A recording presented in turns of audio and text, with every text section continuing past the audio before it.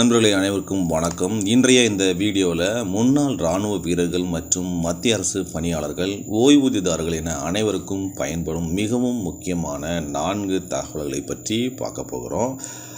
மத்திய அமைப்பு இசிஹெச்எஸ்லிருந்து வெளிவந்துள்ள புதிய கடிதம் ஓய்வு பெற்றவர்களுக்கு என்ன சலுகை? இரண்டாவது, 8வது ஊதியக்குழு தாமதமானால் 20% முதல் 25% வரை இடைக்கால நிவாரணம் கேட்டு எழுந்துள்ள முக்கிய கோரிக்கை. மூன்றாவது, 2006க்கு முன் ஓய்வு பெற்றவர்களுக்கு நோஷனல் இன்கிரிமெண்ட் சலுகை கிடைக்குமா, இல்லையெனில் என்ன செய்ய வேண்டும்? நான்காவது, ஸ்பார்ஸ் ஓய்வூதியம் நவம்பர் மாத பென்ஷன் எப்பொழுது? அட்வான்ஸ் மெசேஜ் வந்துவிட்டதா? இந்த 4 செய்திகளை பற்றி முழுமையாக தெரிந்து கொள்ள இந்த வீடியோவை நீங்கள் ஆரம்பம் முதல் கடைசி வரை பார்க்க வேண்டும். வீடியோக்குள் போவதற்கு முன்னாடி நீங்கள் இன்னும் நம்ம சேனலை சப்ஸ்கிரைப் செய்யலைன்னா உடனடியாக சப்ஸ்கிரைப் செய்து கூடவே அந்த பெல் ஐக்கானையும் கிளிக் பண்ணிடுங்க. வாங்க இப்போ முதல் தகவலுக்கு போகலாம். மத்திய அமைப்பு இசிஹெச்எஸ்லிருந்து ஒரு முக்கியமான கடிதம் வெளியாகியிருக்கு. இது ஓய்வு பெற்ற முன்னாள் இராணுவ வீரர்களுக்கு ஒரு நல்ல செய்தி. இந்த கடிதத்தின் சாராம்சம் என்ன அப்படின்னு பார்த்தீங்கன்னா, 1 ஜனவரி 1996க்கு முன்னாடி ஓய்வு பெற்ற முன்னாள் இராணுவ வீரர்கள் இசிஹெச்எஸ் கார்டு பெறுவதற்கு எந்த விதமான பணத்தையும் கட்ட வேண்டியதில்லை. அவர்களுக்கு இசிஹெச்எஸ் கார்டு இலவசமாக வழங்கப்படும். இது அக்டோபர் 2025 வந்த கடிதம்.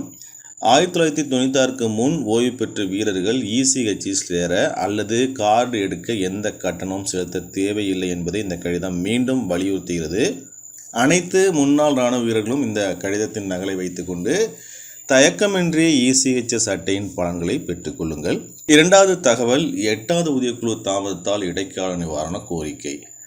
ஜேசிஎம் மற்றும் பல ஊழியர் சங்கங்கள் மத்திய அரசுக்கு ஒரு கோரிக்கை வச்சுருக்காங்க. அது என்னென்னா, 8வது மத்திய ஊதியக்குழு அமலுக்கு வருவதற்கு தாமதமானால் அதுவரைக்கும் ஓய்வூதியதாரர்கள் மற்றும் ஊழியர்களுக்கு 20% முதல் 25% வரை இடைக்கால நிவாரணம் வழங்க வேண்டும். ஏன் இந்த கோரிக்கை அப்படின்னு கேட்டிங்கன்னா, பணவீக்கத்தின் காரணமாக வாழ்க்கை செலவு அதிகமாகி உண்மையான சம்பள மதிப்பு குறைந்து விட்டது. இதற்கு ஈடு கொடுக்க உடனடி நிதி உதவி தேவை. 8வது சிபிஎஸ்ஸின் அமைப்பிலும் அது அமலுக்கு வருவதிலும் தாமதம் ஏற்பட்டால், உதாரணமாக 2027-28 வருவதாக இருந்தால் ஊழியர்கள் மற்றும் ஓய்வூதியதாரர்களுக்கு அதுவரை நிவாரணம் வழங்க வேண்டும். பணவீக்கத்தால் ஏற்படும் நிதி இழப்பை ஈடுகட்ட இந்த இடைக்கால நிவாரணம் அவசியம். இதற்கு முன்னரும் அரசாங்க விதிகளின்படி இது போன்ற இடைக்கால நிவாரணம் வழங்கப்பட்டுள்ளது. இந்த கோரிக்கை நியாயமானது மற்றும் சரியான காரணங்களின் அடிப்படையில் எழுப்பப்பட்டுள்ளது. அரசாங்கம் இந்த கோரிக்கையின் மீது என்ன நடவடிக்கை எடுக்கிறது என்பதை பொறுத்திருந்து பார்ப்போம். மூன்றாவது தகவல், 2006க்கு முன் ஓய்வு பெற்றவர்களுக்கு நோஷனல் இன்கிரிமெண்ட் நிலை. நோஷனல் இன்கிரிமெண்ட் சலுகை 2006க்கு முன் ஓய்வு பெற்றவர்களுக்கு கிடைக்குமா என்ற கேள்வி பலரிடம் உள்ளது. தொலைத்தொடர்பு துறையின் ஒரு அதிகாரப்பூர்வ கடிதத்தை நான் உங்களுக்கு காட்ட விரும்புகிறேன். இதன்படி 1/1/2006க்கு பிறகு ஓய்வு பெற்றவர்களுக்கு மட்டுமே நோஷனல் இன்கிரிமெண்ட். ஜூன் 30 ஓய்வு பெற்றால் ஜூலை 1 இன்கிரிமெண்ட், டிசம்பர் 30 ஓய்வு பெற்றால் ஜனவரி 1 இன்கிரிமெண்ட் இந்த சலுகை வழங்கப்படுகிறது.